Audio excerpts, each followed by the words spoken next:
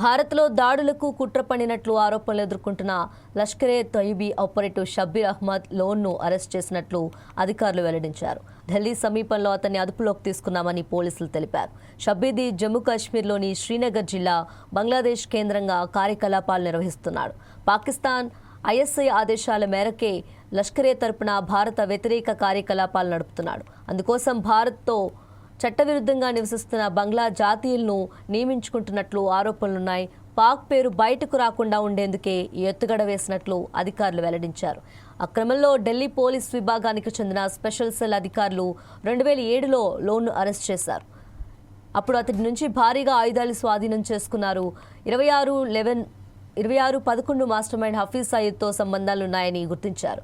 2018 వరకు తీహార్ జైల్లో ఉన్న అతడికి బెయిల్ లభించడంతో బయటకు వచ్చాడు. తర్వాత మళ్లీ బంగ్లాకు వెళ్లిపోయాడు. మళ్లీ తన లష్కరే నెట్వర్క్ను పునర్నిర్మించాడు. అతడి కార్యకలాపాలపై నిఘా ఉంచిన అధికారులు తాజాగా అరెస్ట్ చేశారు.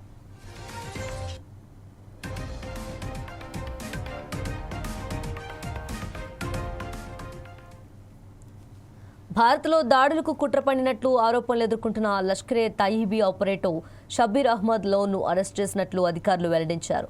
ఢిల్లీ సమీపంలో అతన్ని అదుపులోకి తీసుకున్నామని పోలీసులు తెలిపారు. షబ్బీది జమ్మూ కాశ్మీర్లోని శ్రీనగర్ జిల్లా బంగ్లాదేశ్ కేంద్రంగా కార్యకలాపాలు నిర్వహిస్తున్నాడు. పాకిస్తాన్ ఐఎస్ఐ ఆదేశాల మేరకు లష్కరే తరపున భారత వ్యతిరేక కార్యకలాపాలు నడుపుతున్నాడు. అందుకోసం భారత్లో చట్టవిరుద్ధంగా నివసిస్తున్న బంగ్లా జాతీయులను నియమించుకుంటున్నట్లు ఆరోపణలున్నాయి.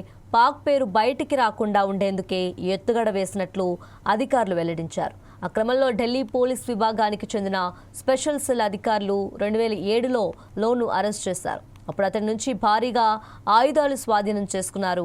26/11 మాస్టర్ మైండ్ హఫీజ్ సయీద్తో సంబంధాలున్నాయని గుర్తించారు. 2018 వరకు తీహార్ జైల్లో ఉన్న అతడికి బెయిల్ లభించడంతో బయటకు వచ్చాడు. తర్వాత మళ్లీ బంగ్లాకు వెళ్లిపోయాడు.